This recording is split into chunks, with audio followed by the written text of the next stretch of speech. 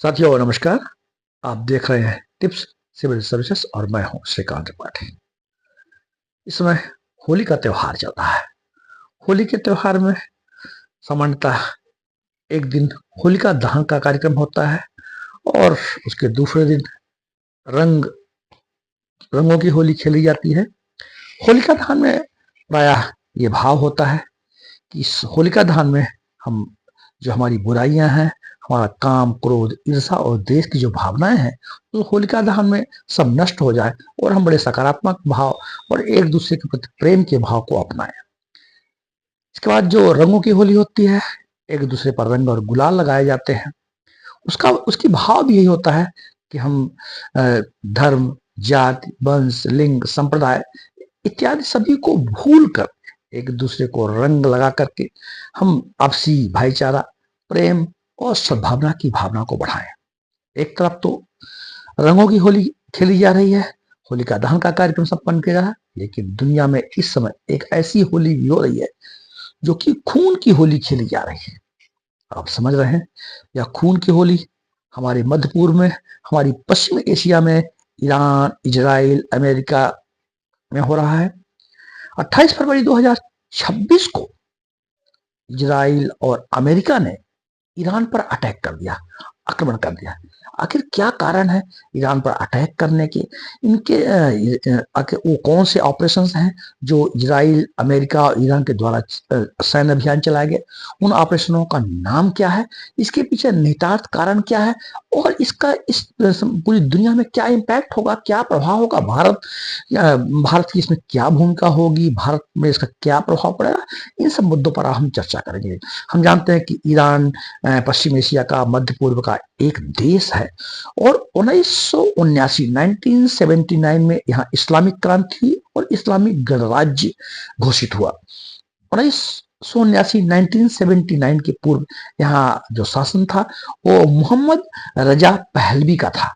Mohammad Reza Pahlavi का जब Islamic क्रांति हुई और खुमैनी वंश का शासन शुरू हुआ, तो यहाँ का जो पूर्व का शासन था मोहम्मद रजा पहलवी, वो निर्वासित हुए, वो राजवंश निर्वासित हुआ और वर्तमान में अमेरिका में निर्वासित जीवन जी रहे हैं। यहीं से शुरू होती है इजराइल और ईरान की एक परंपरागत दुश्मनी की, द्वेष की। ईरान शिया संप्रदाय को मानने वाले लोग हैं, मुस्लिम संप्रदाय, शिया सुन्नी दो मुस्लिम संप्रदाय के लोग होते हैं। तो ईरान जो है वो शिया संप्रदाय को मानने वाले लोग वहां रहते हैं और ईरान ने 1979 में ही इजराइल को देश के रूप में मान्यता नहीं दी। यद्यपि इसे एक अवैध राष्ट्र कहा। हम जानते हैं कि 1948 में इजराइल को संयुक्त राष्ट्र संघ ने भी मान्यता प्रदान की और ये फिलिस्तीन जहां था वहां इजराइल की स्थापना हुई और धीरे धीरे जो इजराइल है वो फिलिस्तीन के व्यापक क्षेत्रों में उसका प्रसार हुआ और फिलिस्तीन का जो क्षेत्र था वो सिमट कर बहुत कम रह गया, थोड़ा रह गया। वर्तमान में अगर कहें तो गाजा पट्टी और जो वेस्ट बैंक का इलाका है वो फिलिस्तीनियों के नियंत्रण में है और बाकी का जो क्षेत्र है वो इजराइल के नियंत्रण में है। और ये आज अरब इजराइल का संघर्ष वर्षों से चल रहा है। हाल ही की घटना है कि जो ऐसा भी इजराइल मानता है कि जो वहाँ के उग्रवादी संगठन हैं जो गाजा पट्टी में सक्रिय हैं, सीरिया और लेबनान में सक्रिय हैं, जिनका नाम हिजबुल्लाह, हमास और हूती है, उनका भी समर्थन ईरान करता है। इसलिए भी परंपरागत दुश्मनी इस टाइप की भी है कि इनके ईरान के समर्थन से हिजबुल्लाह, हूती और हमास के द्वारा इजराइल पर बार बार अटैक किए जाते हैं और ये बड़ा लंबा संघर्ष भी चला। एक साथ इजराइल के नागरिकों को हमास के द्वारा बंधक बना लिया गया और जिससे ये संघर्ष काफी लंबे समय तक चला गया। विभिन्न राष्ट्रों के द्वारा मध्यस्थता की गई, भारत के द्वारा भी मध्यस्थता की गई और इस मामले को संघर्ष विराम कराया गया। तो इस तरह का ये अरब इजराइल का संघर्ष लंबे समय से चल रहा है। और ये परंपरा का दुश्मनी भी ईरान की और इजराइल की चल रही है। और जून में अमेरिका ने ईरान पर अटैक भी किया था।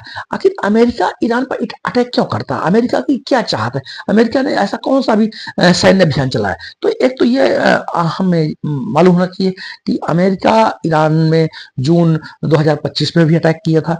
और अभी जो उन्होंने ऑपरेशन जो अमेरिका ने जो ऑपरेशन का नाम दिया है, उस ऑपरेशन का नाम है ऑपरेशन एपिक फ्यूरी। एपिक तो इसे महाकाव्य का होता है, और फ्यूरी मतलब होता है प्रचंड गुस्सा। मतलब जो ये जो अमेरिका के द्वारा ये प्रकार का ऑपरेशन चलाया गया, सैन्य अभियान चलाया गया, उसका नाम दिया गया ऑपरेशन एपिक फ्यूरी। मतलब एक प्रकार का प्रचंड गुस्सा, एक प्रकार का ऐतिहासिक निर्णायक स्तर का युद्ध। आखिर अमेरिका क्या चाहता है? अमेरिका की इसमें दो मकसद है मुख्यतः। एक तो ये कि ईरान, अमेरिका का ऐसा मानना है कि ईरान यूरेनियम इंदृश्य उनके प्रोजेक्ट चल रहे हैं, यूरेनियम संवर्धन का कार्यक्रम चल रहा है, और इससे वो परमाणु बम बना रहा है। परमाणु बम जो अमेरिका के मित्र राष्ट्र है उनको भी खतरा है, इजराइल को भी खतरा है। हम जानते हैं कि इजराइल को अमेरिका सपोर्ट करता है, सहयोग करता है, लंबे अरसों से करता है। इजराइल एक यहूदी राष्ट्र है, हम जानते हैं।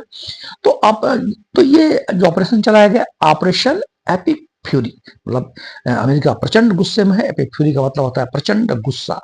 तो 28 फरवरी 2026 को ईरान पर अटैक कर दिया। इजराइल ने भी सैन्य अभियान चलाया, इजराइल ने भी अटैक किया। इजराइल का जो ऑपरेशन है, जो सैन्य अभियान है, उसका नाम इजराइल ने दिया है ऑपरेशन लायंस रोर।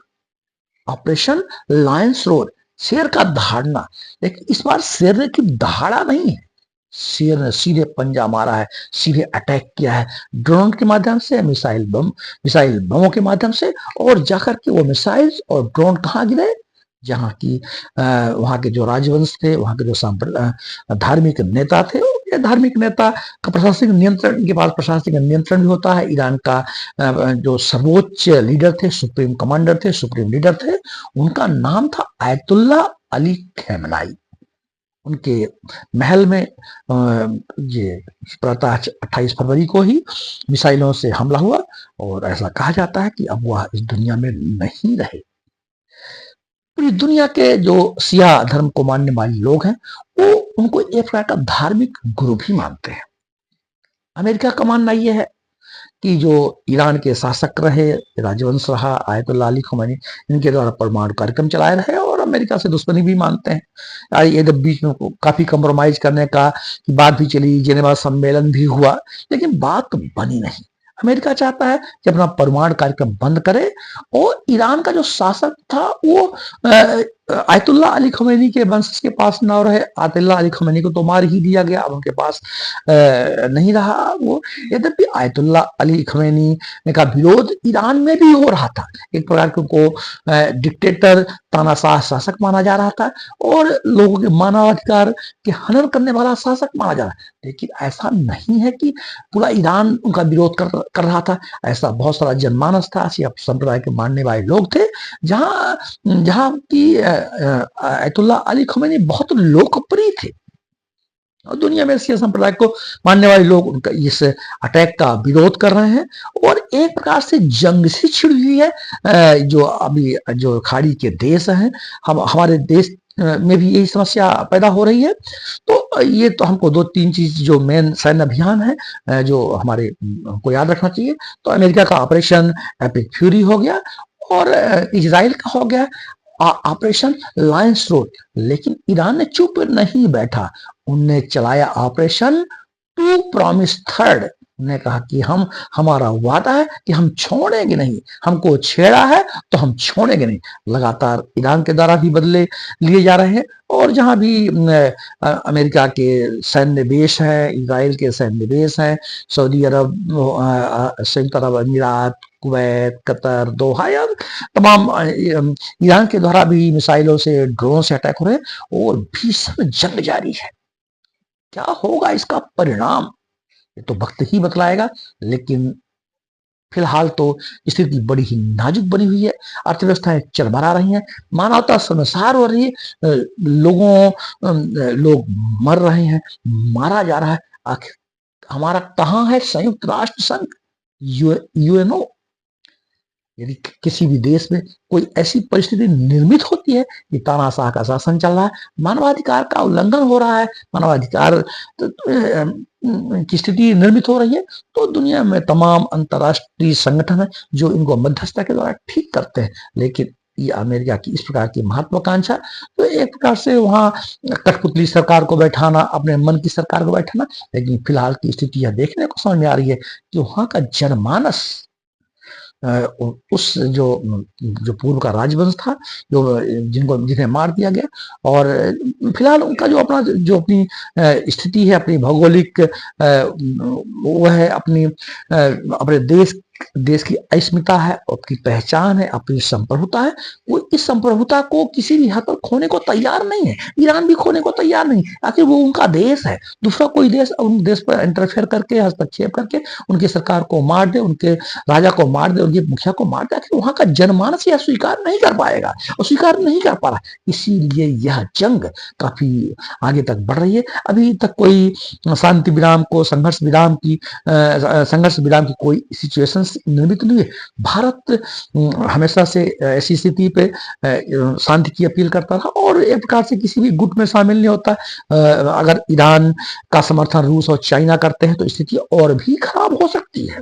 रूस और चाइना से इनके इनके इनकी ट्रीटीज है, इनके समझौते हैं, इनके रूस और चाइना सहयोग देने की स्थिति भी आ सकता है। इससे एक प्रकार से पूरे विश्व में अव्यवस्था, संघर्ष, युद्ध की स्थिति निर्मित हो सकती है। लेकिन फिलहाल जो समस्या बनी हुई है वो हॉर्मुज स्ट्रेट में खड़े हुए तेल के टैंकर है। हम जानते हैं कि जो हॉर्मुज स्ट्रेट है, यानी जो जलडमरूबुद्ध है, वो जो स्ट्रेट है जहां से जो दो वाटर बॉडी को जोड़ता है, गल्फ, जो पर्शियन गल्फ को और ओमान की खाड़ी। ओमान की खाड़ी जो है अरब सागर से मिली हुई है। और हमारे जो सभी तेल के टैंकर, हम जो तेल इंपोर्ट करते हैं, पूरी दुनिया का लगभग 20% तेल इसी हॉर्मुज स्ट्रेट से इंपोर्ट आयात होता है। और हमारा देश भी लगभग यहाँ से 45 से 50% क्रूड ऑयल, कच्चा तेल हॉर्मुज स्ट्रेट से आता है। ईरान के द्वारा इसको फिलहाल बंद करने की बात कही जा रही है, बंद किया गया है और सैकड़ों हजारों तेल के टैंकर खड़े हुए हैं, जिससे पूरी दुनिया की इकोनॉमी प्रभावित हो रही है। भारत की इकोनॉमी भी प्रभावित होती है। कच्चे तेल के दाम ना होने से तेल के दाम बढ़ेंगे, महंगाई बढ़ेगी और हमारा इंपोर्ट जो आयात बिल है वो बढ़ेगा। तो जो मेन इसमें 4-5 जो बातें हमें ध्यान में रखना है कि फिलहाल तो इनके संघर्ष जारी है और इनका ऑपरेशन जो ईरान के द्वारा ट्रू प्रॉमिस है, वो ट्रू प्रॉमिस एक वादा किया है कि हमें नुकसान पहुंचाया गया तो हम किसी को छोड़ेंगे नहीं। विभिन्न जगह से उनका ये युद्ध की स्थिति निर्मित हो रही है। कहीं ऐसा ना हो कि यह विश्व युद्ध का आगाज बन जाए, विश्व युद्ध शुरू हो जाए। इससे पूरी मानवता को बड़ा नुकसान होगा, पृथ्वी को नुकसान होगा, हमारे देश को नुकसान होगा, पूरी दुनिया को नुकसान होगा। पूरी दुनिया के लोगों को, संयुक्त राष्ट्र संघ को और जो भी देश सक्षम है, सामर्थ्य है इस व्यवस्था में शांति लाने के लिए, और शांति को लाना चाहिए। तो जो मेन हमारा चर्चा का विषय था आज था ईरान अरब इजराइल का युद्ध, जंग जारी है। अपील है कि होली के इन त्योहारों में हम सद्भावनापूर्ण व्यवहार करें, शांति बनाए रहें, अफवाहों में ना रहें। जय हिंद, जय भारत।